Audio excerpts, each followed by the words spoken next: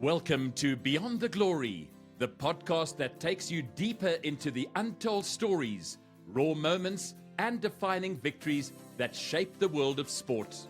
I'm your host, John Walland, and each fortnight I bring you candid conversations with athletes, coaches, and trailblazers who go beyond the headlines to reveal the real grind behind the glory. If you enjoy what you hear, make sure to like, share, and subscribe on your favorite podcast platform. Your support helps us grow and keeps these incredible stories coming your way. Don't forget to follow Beyond the Glory on social media for updates, behind the scenes content, and more ways to connect with the show. And we'd love to hear from you.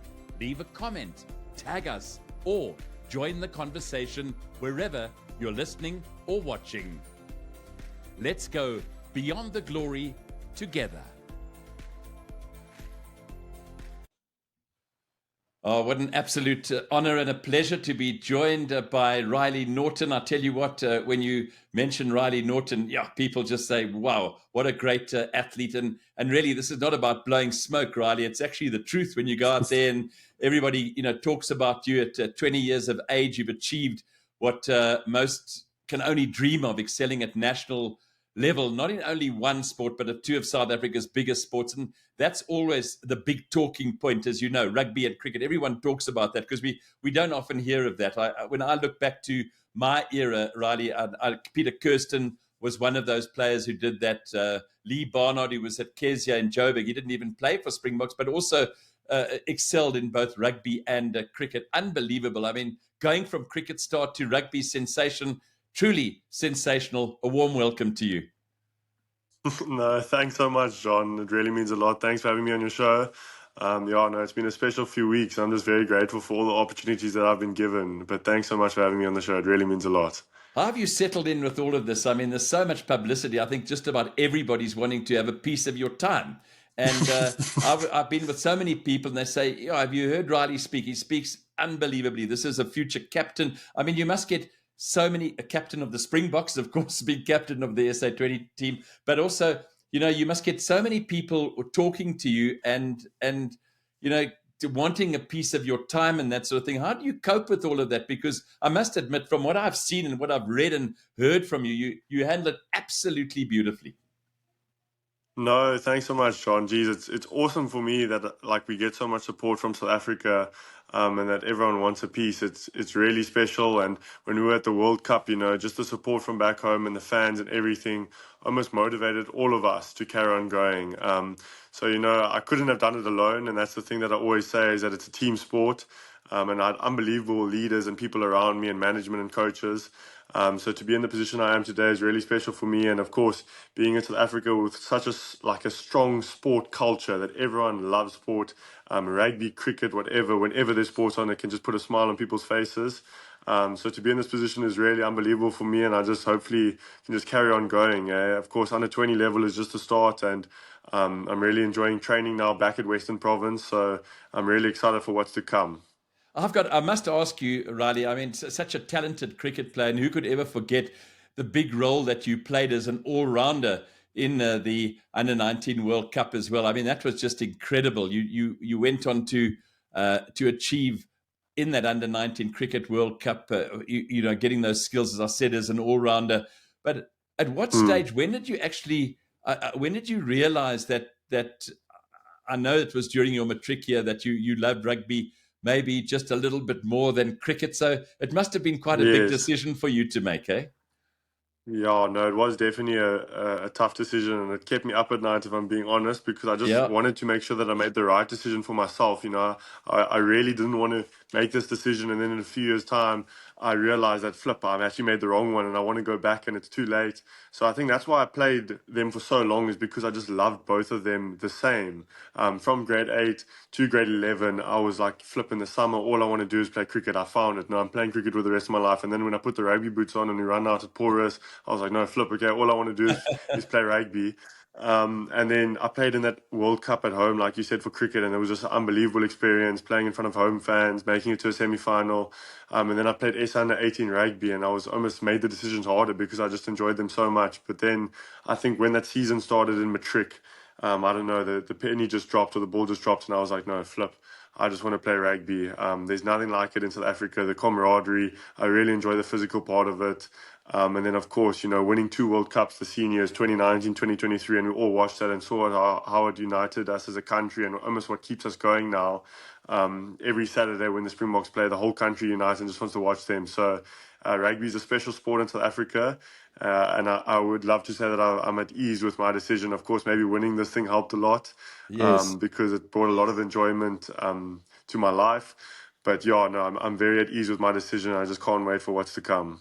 I can still remember when you were at Polrus there, and I think you were 18 and you achieved South African school colours in both rugby and cricket.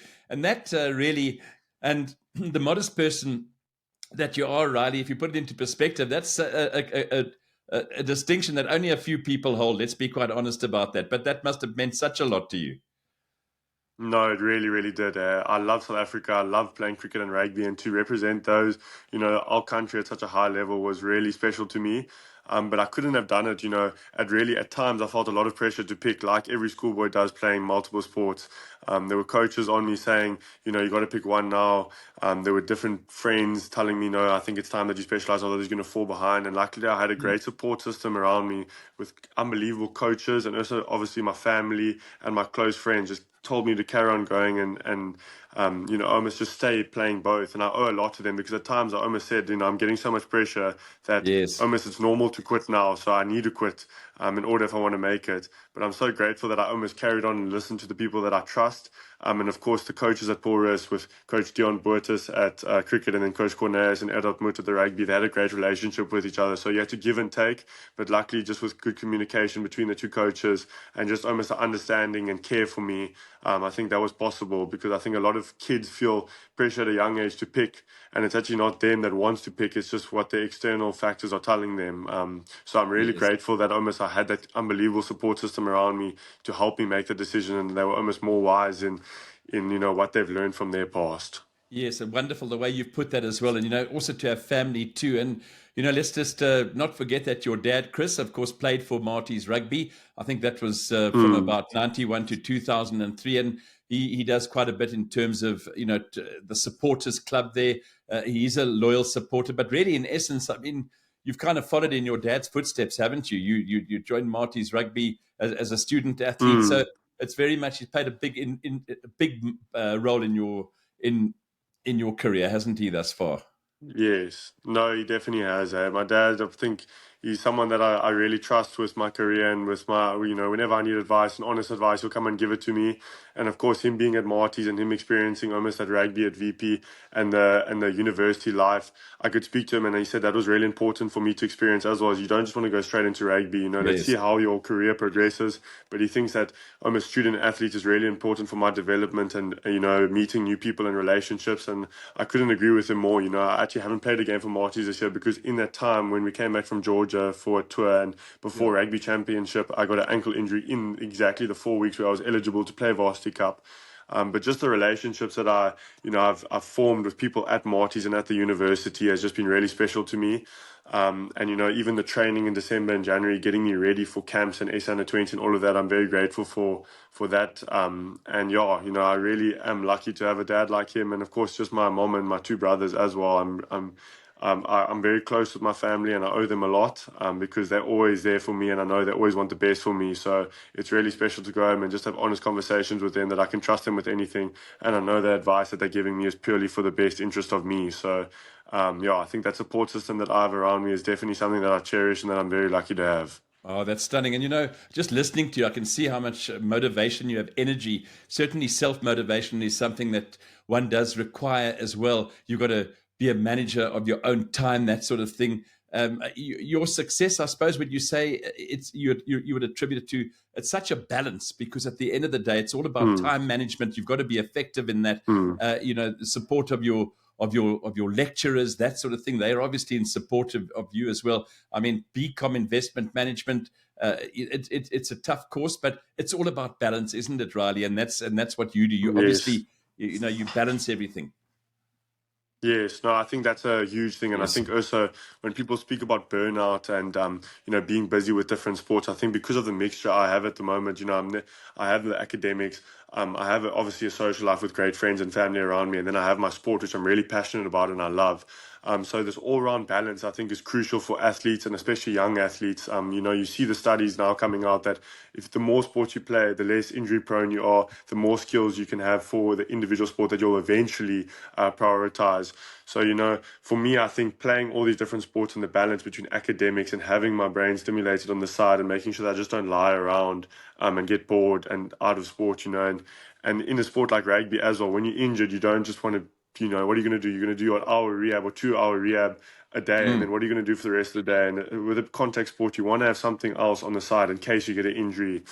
So my academics is something that I'm trying to complete. It does get tough at time. I'm not going to lie to you. I'm sure, yes. It really can get tough, and you're going to have to pull.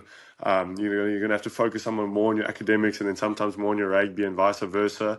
But I think that's all part of the journey. You never know what can happen in rugby, and my parents made that very clear to me from a young age that it's only a certain amount of time, and you never know what can happen. So it's you got to get something behind your name, and then you can go from there. And then after, when you finish your studies, you can go full into rugby. So it can definitely get tough at times, but like you say, luckily there's unbelievable people, the lecturers, Yes. and the rugby committee here that just almost help me manage everything, and they're always here to hear if I need any help. So Yes. I'm super grateful for them. Well, you certainly are a household name. You were in South African school sports, and now a big household name, that's for sure. But I know that you kind of handle everything modestly, and I think that's important in life is to be modest, to be humble, and those are the attributes that just one or two of the great attributes that you have that you convey as well. Tell us about that victory in the World Rugby Under 20 Championships and what that meant to you. Wow, that was absolutely amazing to see you and your team achieve something sensational.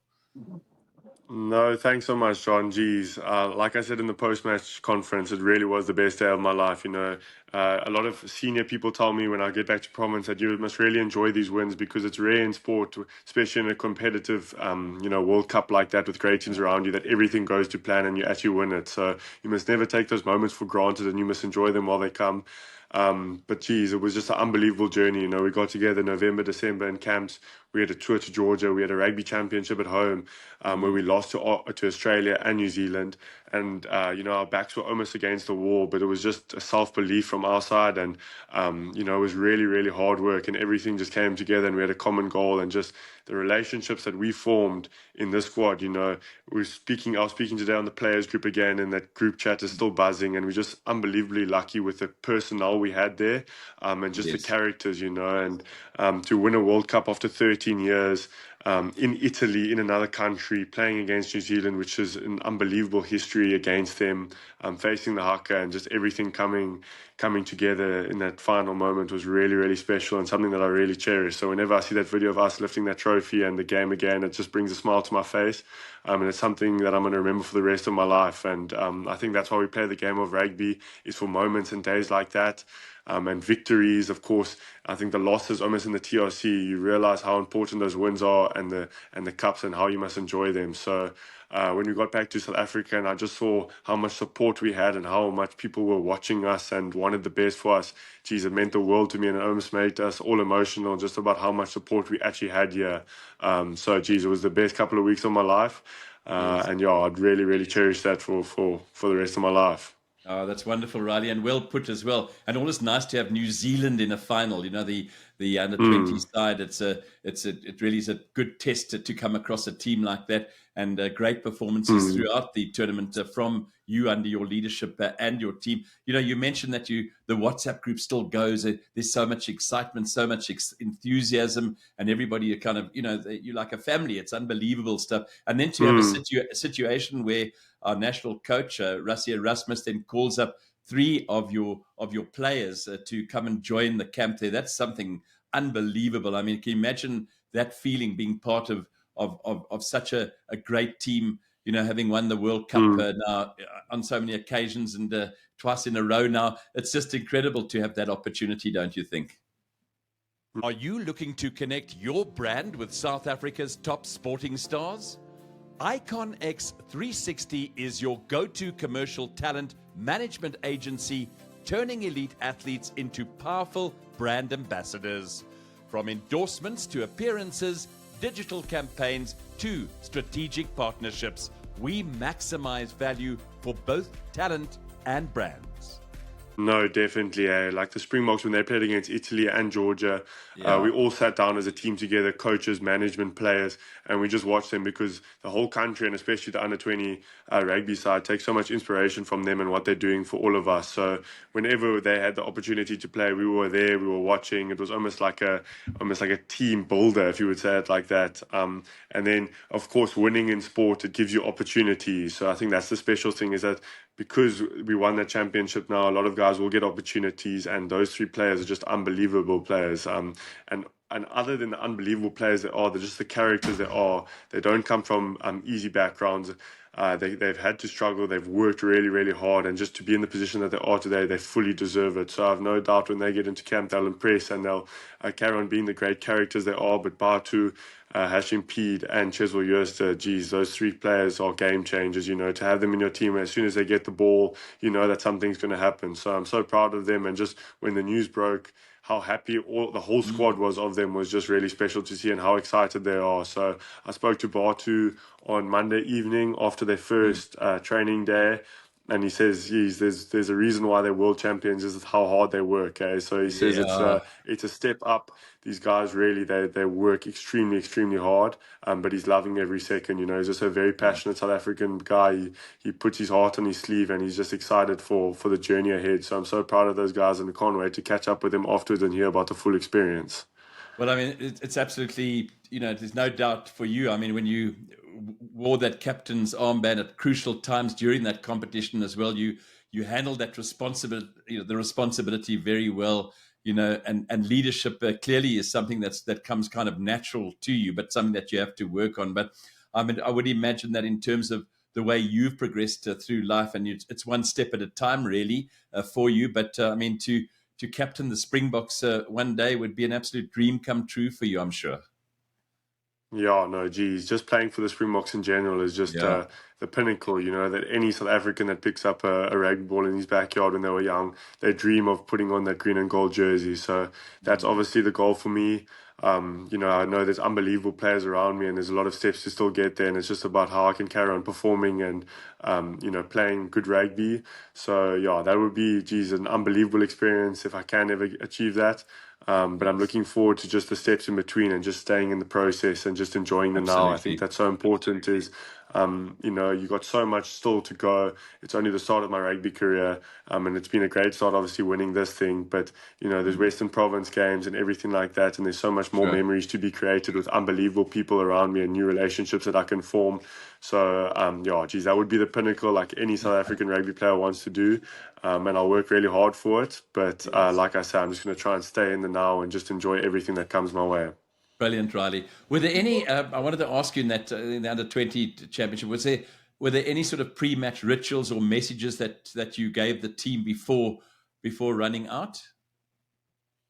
No, there wasn't really a specific pre-match ritual, if you would say it like that. But, the messages were often very similar, and they would change around each opposition. But it was always for South Africa. I think that was the biggest thing, is that, the best way we can go and show South Africa who we are and to make them proud is to put your bodies on the line and to go and showcase the character you are. I think that's why you can wear that jersey, and that's how you get the opportunity to make South Africa proud, is just to go through your actions. They don't see the behind the scenes work. They don't see the meetings, the trainings, the sacrifice, the recovery. But for that 80 minutes when you're on the field, the way you put your body on the line and the way you sacrifice for South Africa and push yourself is how they will see and be proud of this team. So that was always the core message that everyone agreed on. And I think people saw that, and that's why they were really proud of us, is, long defensive blocks, where we carried on attacking, and, we put our hearts on our sleeve, and we just carried on going. And I think any South African team should always showcase that. It's a South African way, it's a South African culture, that we're going to sacrifice for one another. There's a massive love for one another. We are brotherhood, and we're going to show it through our actions today and make South Africa proud. no matter what the result is, win or lose, I think if you can look at yourself in that mirror afterwards and understand that you've given absolutely everything, then you can be proud of yourself, you know. So that was almost the thing, that we're going to go out there for 80 minutes, we're going to give it our best shot, and no matter what the result is, it is what it is. As long as we give it our best shot, we can be proud of ourselves and look in the mirror with a smile. Wow, what the message you convey now is just so unbelievable. It certainly inspires me and will inspire thousands who are watching this podcast between you and I. It's just incredible. Can you take us through your toughest game of the tournament, Riley, and what you learned from it? Because you learn from every game, I'm sure. No, we learned from every game, and of course the conditions didn't add to the easiness, if I'm being honest, Yeah. because it was hot, it was humid, but in a way I almost think that contributed to our success because we are used to hot South African summers where we have pre-season. Our toughest game, you know, I have to probably give it to New Zealand in the final. It's always going to be New Zealand. There really is something about that rivalry, and I really felt it at Rugby Championship that there's a huge amount of respect for each other off the field. But when you go onto that field, you know it's going to be 18 minutes of almost like a war between each other, that no one's going to budge an inch. We're both going to come at you because we both have massive history. We both have massive cultures that we want to represent, and unbelievably passionate rugby countries. So I think I have to credit it to New Zealand. England wasn't far behind, especially in that first 20 minutes. Geez, they came out firing, and they're also unbelievably big people, their forward pack, and also highly skilled. But if I had to credit it to one game, it would definitely be that New Zealand game. You know, they're strong ball carriers. They have great outside backs, just like us, quick wings, and they can hold the ball for long phases, and they have unbelievable skills. So that 80 minutes in the final was definitely some of the toughest rugby I've played, but some of the most enjoyable as well. You know, facing a haka in the final and you know, winning it at the end against such a you know, unbelievable New Zealand team that hadn't lost a game that entire year. Was something that I'm going to cherish for the rest of my life. But geez, afterwards, what unbelievable people, you know, humble, came and shook our hands, you know, and I can almost feel that sense of respect and happiness that if we're going to lose to someone, we'd like to lose to you guys. And it's the exact same for us, that if New Zealand had to take that championship, I would be extremely proud of them. Of course, it would be really tough to take that loss, but if there was any other team that I would really want to win, is New Zealand, just because of that respect we have off and on the field. Yeah, you've clearly shown that you can balance your rugby, your studies, and your personal life at this stage of your career, as we chatted about earlier on. Have there ever been, in terms of your personal growth and challenges, we all have them in our lives. You know, I'm probably at about 20% of my wisdom, to be honest with you. I learn every day, which is a lovely thing. But have there ever been any moments of self-doubt, and how do you keep your mindset strong like you do? No, I think there's always doubts. As a sportsman, there's always going to be that. And I almost don't like this mentality where you can almost say to yourself, you've got to be 100% confident, you've got to be 100% positive the whole time, because that's just not human nature. Every single person has doubts, and every single people sometimes are unsure about their future. But I think it's just about the length of time that you can stay in those almost mindset, and how quickly you can change back to your confident and positive self. You all have doubts in the game when you're under the pump and other teams playing well, but it's almost just about staying in it and understand that momentum shifts and momentum changes. So that's in the rugby front, that you know you will get your opportunity again. That even if they're under the pump and you're doubtful of the scoreline and you're doubtful that you're going to win, it will change. And just by staying in the current fight and the current battle, things will change, and then by staying in the present, you'll be able to take that next opportunity a lot better than if your mind goes somewhere else. And then just in your personal life, if you ever have doubts, I think it's just about, you know, you take confidence from your preparation. And I think if you prepare as well as you can, and you work extremely hard off the field, you know, I think everything else will take care of itself. And sometimes stuff won't go your way. But like they say, the storm won't last forever. So you might get stuck in a storm. You might go through a bad patch in your life or a bad patch in your sporting career, but it's not going to last forever. But the thing is, you've got to carry on being prepared for when that opportunity does come and you come back. So I just think your preparation and how hard you work is everything, because it's not going to last forever when you do have those doubtful patches or those bad patches in sport. But when your good opportunity does come again and you get another opportunity to fix it, I think you must be ready, and that shows your preparation. Yeah, interesting and brilliantly put. And also having a purpose is so important as well. We spoke about your dream, obviously, Currie Cup, United Rugby Championships, and of course the Springboks, one day, one step at a time kind of thing. Are there any aspects of your game, Riley, that you're working on to make to make next steps up? I mean, there's all this stuff, all this work to be done. Yeah, no, I think there's always work to be done, and there's not something absolutely specific that I'm working on now. It's almost just making Being sure that my consistent, whole yeah. game improves. I think I pride myself on my work rate, and I think that's something that I'm always going to have, and that's something that I really want to carry on working on. Is just making sure that I'm getting into as many battles, as many carries, as many cleans, as many tackles as possible.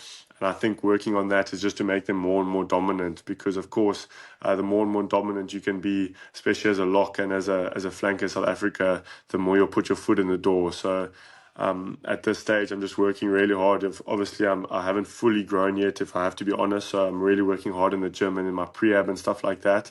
But I'm surrounded by some unbelievable seniors at Western Province and at the Stormers that I can always go to for advice and talk to them. So I'm learning a lot from the people around me there in that environment, and I'm super excited to be there for the next few years. Wonderful that you're getting advice, and of course, taking that advice, using it to the best of your ability and making it happen, so to speak. If you had the chance to learn from one Springbok legend, past or present, Riley, who would it be and why? If I had to learn from one Springbok legend at this one stage, past or present. yes, past or present, yes, yeah, There's I so probably many. would love to have Oh, there are so many. Yes, Geez, there's two that come to mind. If I had to, yes. Peter Steph has always been my role model and hero. Wonderful man. He's an unbelievable player. Yeah. Just the presence he has on the field and the work rate and how he just gets down to business every time. He really does show how much he cares for the country by his actions on the field. That I would love to have a conversation with him and learn from him. But of course, Eben Etzebeth, the most capped Springbok player of all time, how consistently he's played for so long at such a demanding, physically and mentally demanding position has just been unbelievable. So he's almost been like a rock in that team for so many years, through the highs, through the lows. He's always played consistently unbelievable rugby. So those two, I'd definitely love to have a conversation with them and just catch up and almost take out some important lessons that they've had throughout their extremely long and successful career. Yeah.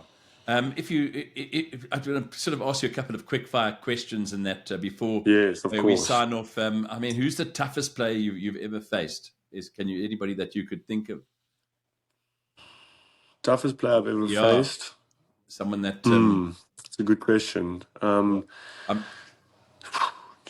Australia, England. I see that eighth man from New Zealand's a really good player. He's a strong ball carrier. Mosese Basin, I must say. He's a physical player, very passionate. So I fought him a few times in the Rugby Championship and the World Cup. So I would say that he's definitely one of the toughest players I've faced. Amazing. The best piece of advice you've received from a coach as well, Riley? The best piece of advice would probably be to stay in the moment and not get too caught up with the future and the past. I think having that skill in life is extremely important, because you're always going to be, your mind always wants to take away from what you're doing in this present moment, and by doing that, you never actually fulfill completely what you're doing. So I think it's definitely a skill and a talent that I'm really trying to improve. Is just trying to be where your feet are and just try and stay in the present and enjoy what you have at this current stage. Do you have any pre-match song or any particular pump up artist that you enjoy? No, not anyone specific. I really do like a whole range of music. I love rap music. I love almost like a bit of rock, bit of like a mixture. I almost put my playlist on shuffle, and then whatever I feel in that moment, I'll skip it if I don't like it. But if I like it, then I'll just listen to it. And then I also listen to some gospel music before I play. That also helps to settle the nerves and just there's a reason why I'm playing today. Yeah, and then that lovely song you hear so much at the stadium, I've got a feeling tonight's going to be a good night. I love that song. Exactly, you hear that one a lot. Really nice. Yeah, you hear it all the time. Don't worry, every little thing's going to be all right. It's going to be all right. Yeah. What's your dream stadium to play in? Yeah, sorry, you're going to carry on? Dream stadium to play in, Twickenham looks unbelievable to play at, I must say. But I love DHL Stadium, man. I've played there once. Lovely stadium. And it's a packed DHL Stadium. When I went and watched the New Zealand Springboks game, Yes. last year. Geez, there's nothing like that.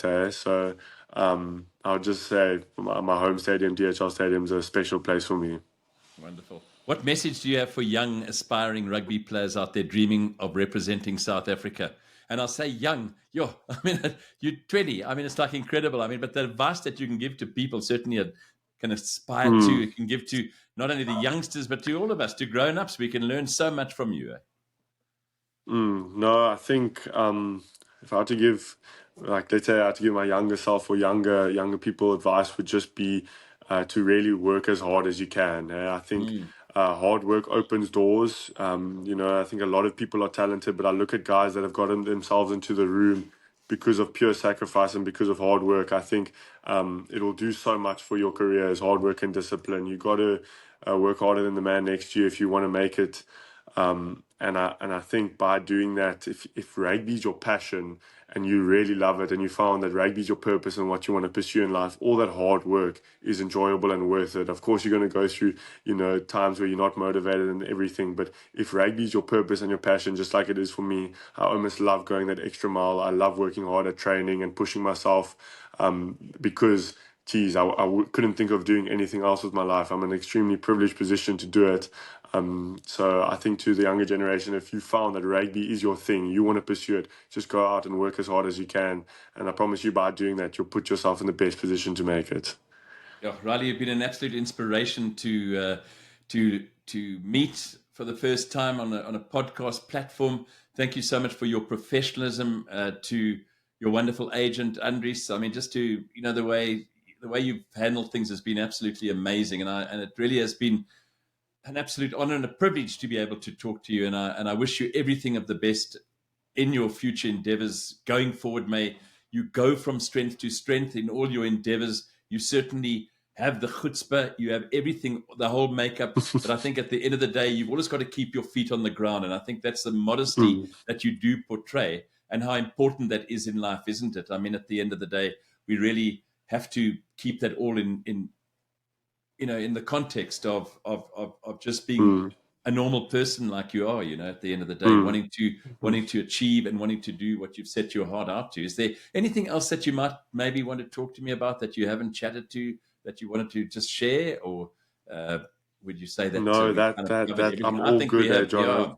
Yeah, no, but thank you so much again for having me on the show. It's really Yeah. a unbelievable opportunity for me. And of course, the people that you interview, I've seen the videos, and it's just unbelievable to be on here. So thanks again for the Thank you. opportunity and for your kind words. It really means a lot to me. But it means so much to me as well. I'm sort of late 60s, and I kind of, it's beyond the glory. And I'm here. I'm already starting with you as somebody beyond the glory. I mean, it's just incredible. So it means a heck of a lot, and certainly something that I will cherish. And that's a lovely word, cherish. I No, noticed you used that earlier on there, so it was very lekker. no, But no. Thanks, thank you very John. much. Really, it's been an unbelievable half an hour. Thanks so much for having me. Yeah, thank you so much, Riley, and take good care. Thank you for tuning in to Beyond the Glory. We appreciate every listen, like, and share. It means the world. Be sure to follow us on social media and keep the conversation going.